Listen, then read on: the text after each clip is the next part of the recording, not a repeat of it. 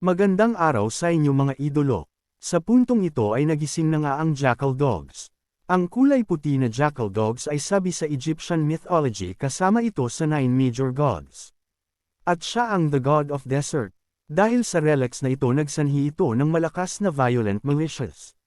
At kung sino man ang magmamay-ari dito ay masisira ang kanyang buhay. Sa hindi inaasahan ay bigla ding lumabas ang isa pang Jackal Dogs. Nagsalita ito na ang pagpabagsak sa atin ng mga tao ay hindi kaisip-isip. At kailangan na natin yan durugan. Kaagad naman sumang-ayon ang God of Desert sa sinabi ng kulay itim na Jackal Dogs. Makikita dito sa mukha ni Sungwoo ang takot at kaba dahil bigla na lang lumabas ang dalawang Jackal Dogs. Napaisip si Juhyeon na hindi lang dalawa ang lumabas na gods sa loob ng tombs. Ang kulay itim na Jackal Dogs ay ito yung tinatawag na Anubis. At yung suot niyang necklace ay ang Osiris at ang crook at flail ay nagsisimbolo sa Osiris necklace. Ang Osiris ay kasama din ito sa 9 major gods. At siya ang god of fertility and afterlife. At ang Anubis naman ay ang god of death. Itong god of death ay nagpapababa sa afterlife.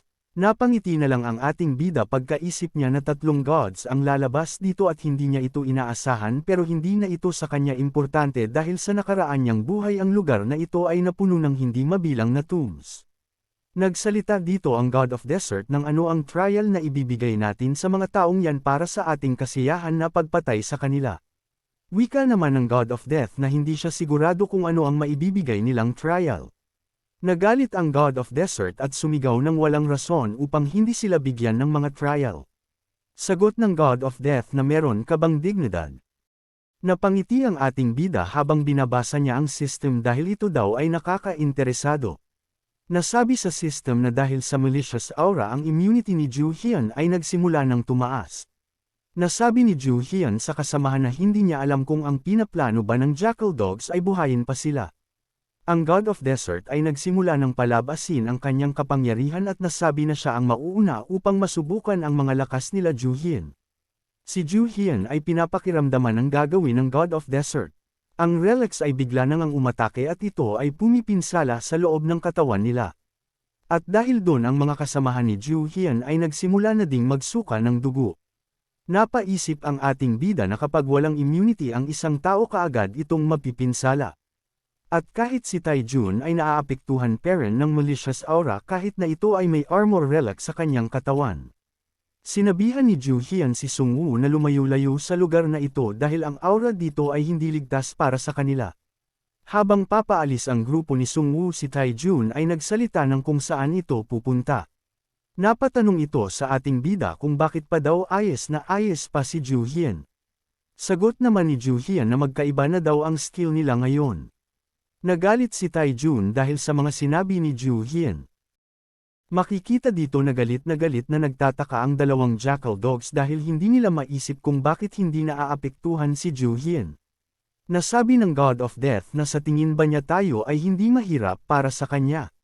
Wika ng God of Desert na gawin mo kasi nang maayos ang trabaho mo.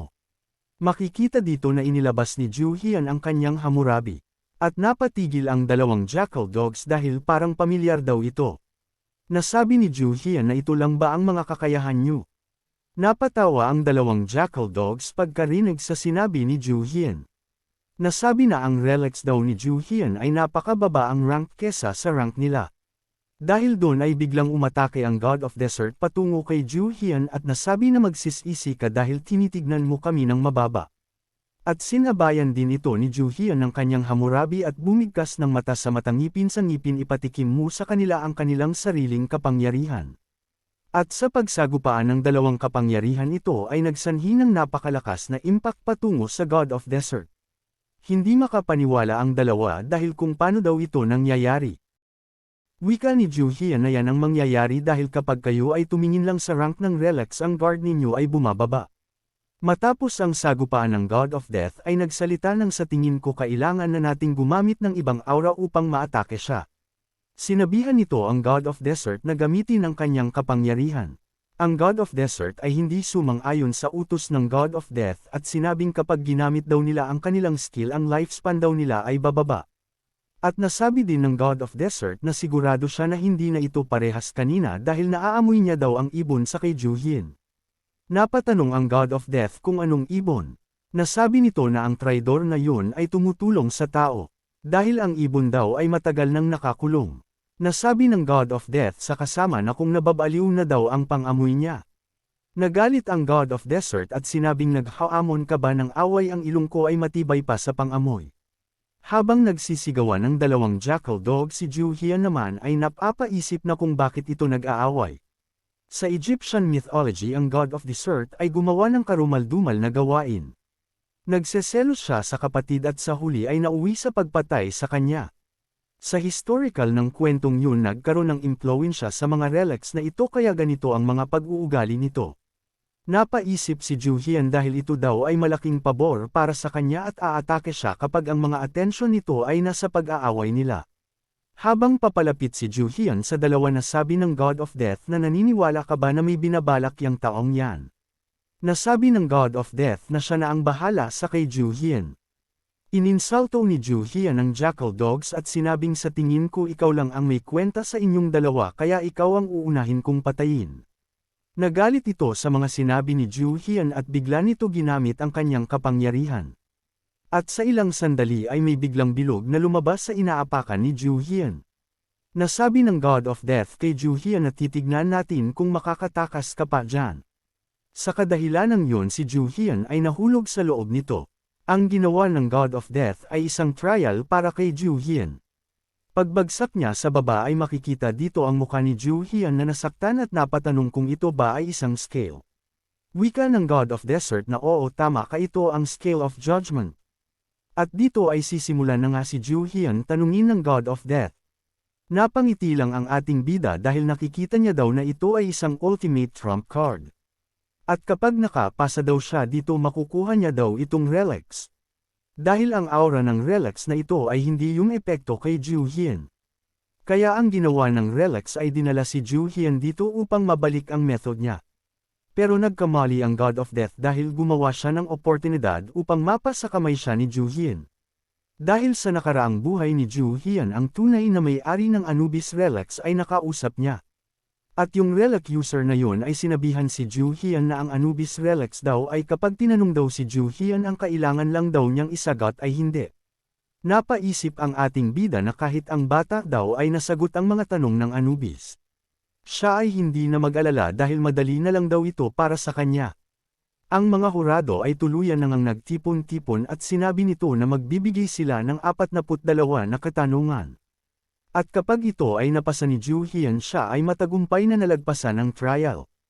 At kapag naman nagsinungaling si Juhien sa mga tanong ng hurado, ang mga demonyong nakatago sa dilim ay babasahin ang nagkasala niyang puso at siya ay kakainin. Napaisip si Juhien na ang gagamitin na lang niya ay ang mga sinabi sa kanya ng bata. Nagsimula nang ang magtanong ang hurado, at sinabi kay Juhien na kung siya ba ay gumawa ng pagnakaw. Napatigil si Juhien dahil hindi niya ito inaasahan na tanong. Napatawa ang hurado dahil sa inastang mukha ni Juhien. Wika ni Juhien na pinag-iisipan pa niya ang katanungan. Kasunod na katanungan ng hurado ay kung nagsinungaling na ba si Juhien. Napayuko na lang si Juhien dahil ang mga katanungan na iyon ay lahat na niya nagawa. Ang lahat ng katanungan ay lahat na ni Juhien nagawa sa tala ng kanyang buhay. Makikita dito na naiinis si Juhien sa mga katanungan at napaisip na kaya nasagot ito ng batang yun dahil hindi pa magagawa ng isang bata ang mga ginagawa ni Juhien. Dahil ang batang yun ay hindi pa nakagawa ng mga kasalanan kaya niya ito nalagpasan. Wika ng God of Death na alam kong nagtataka ka. Sa palagay ko ay hindi ako makakasagot ng hindi sa kahit isa sa 42 tanong na ito tama ba ako. At bigla nitong hinawakan si Juhien na parang laruan at wika nito na inaasahan ko talaga na ang pagiging tao ay marami talagang kasalanan. At makikita dito ang maraming demonyo sa ibaba ni Juhien. Napasigaw si Juhien pagkakita sa mga demonyong yun at humingi ng ilang segundo upang mag-isip. Ang God of Death ay hindi nagdalawang isip na ilaglag si Juhien sa bunganga ng demonyo. Habang papalapit si Juhien sa bunganga iniisip niya na ito na ang kanyang katapusan. Si Juhien ay bumagsak sa loob ng tiyan ng demonyo. At sa pagdilat ng kanyang mga mata ay bumungad sa kanya ang mga kaluluwang mga demonyo. Wika ni Ju Hian na seryoso ka ba, hindi pa ako nakakapagpahinga. Si Ju Hian ay kaagad na pinulot ang isang buto ng tao at sinabing sige lapit kayo. Dito ay nagsimula nang sumugod ang mga demonyo. Ito naman ay sinabayan ni Ju Hian ng mga hiwa na nagsanhi ng pangmadalian na pagkahiwa ng mga demonyo. Habang tumatagal ang laban ng mga demonyo ay mas lalong damadami. Sa hindi inaasahan si Ju Hian ay muntikan ng makagat ng demonyo pero ito ay kanyang nasalag at siya ay natamba sa lapag. Habang pinipigilan ni Ju Hian ang mga demonyo, napaisip ito na mamamatay ulit siya sa pangalawang pagkakataon. At nagsalita ang ibon ng sa tingin ko kailangan mo ng tulong na tao ka. Sa ilang sandali ay may biglang bagay na napakalaki ang biglang lumabas sa harap ni Ju Hian na nagsanhi ng pagtilapon ng mga demonyo. Makikita dito na ang ibon ay nasa harap ni Ju Hian na sobrang liwanag. Wika ng ibon na matagal na napanahon simula nung gawin ko itong bagay na ito nang ako lang mag-isa. Napatanong si Ju Hian kung ano ang ibig sabihin ng ibon. At nasabi na kung ito ba ang hinaharap. Napatawa na lang ang ibon at sinabi na hindi na yan importante. Si Ju Hian ay nagtataka pa rin kung ano ang pinagsasabi ng ibon. Wika ni Ju Hian sa mga demonyo na sila ulit. Nagsalita ang ibon na wala pa ring pinagbago ang lugar na ito. Wika ng ibon na tutulungan niya daw si Ju Hian makalabas sa loob nito. Titignan ko kung magiging masaya ang paggamit ng Egyptian power sa pagpabagsak sa Egyptian god. Napatanong si Ju Hian sa ibon kung bakit siya tinutulungan nito. Ang ibon ay bigla na lang ibinuka ang kanyang pakpak at ito ay nagsanhi ng napakalakas na enerhiya. Habang sa labas naman ang dalawang jackal dogs ay nasabi na medyo matagal daw matapos ang laban sa loob. Nagtataka ito dahil ang Space of Judgment na ginawa ng Anubis ay nababasag ng puwersahan. At napatanong kung ito ba ay kagagawa ng isang tao. Sa ilang sandali ay tuluyan na nga itong sumabog ng napakalakas. Ang kapangyarihan na bumasag sa Space of Judgment ay nanggagaling pala sa The God of Sun Ra. Napagtanto ng dalawang jackal dogs na ito pala ay ang ibon na tumulong kay Ju Hian. Pagkatapos ng nangyari ang Anubis ay nawalan na lang ng malay. Ang tatlong gods na nakikita dito ay magkakapatid. Wika ng God of Desert na kung bakit ito nagawa sa kanila ng God of Sun Ra. Napatanong si Ju Hian kung totoo ba ang sinabi ng God of Desert. Ang ibon ay wala lang sagot sa tanong ni Ju Hian. Wika ng God of Desert na gagamitin na nila ang buo nilang kapangyarihan. At sa ilang sandali ay biglang sumabog ang kinatatayuan nila Ju Hian at nagsilabasan ang mga demonyong kaluluwa na nakalaban niya sa Scale of Judgment. Nagsalita ang ibon ng ang mga demonyong yan ay kakalat na sa buong mundo at hindi kita matutulungan upang paksain ang mga yan. Ngumiti na lang ang ating bida at sinabing hindi ko talaga inaasahan yan. Nagtaka ang ibon sa sinabi ni Ju Hian. At nasabing walang paraan upang makatakas sa tombs na ito. Inilabas ni Ju Hian ang kanyang muramasa at nasabing kakaiba na daw siya ngayon kaysa sa dati.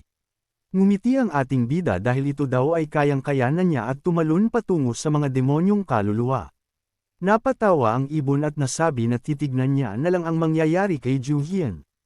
Makikita dito na walang kahirap-hirap na pinaghihiwa ni Ju Hian ang mga kalaban na para bang isang assassin. Makikita dito ang tatlong leader ng mga demonyo. Wika nito na nagsasaya daw si Ju Hian sa pagpatay sa kanilang mga tauhan.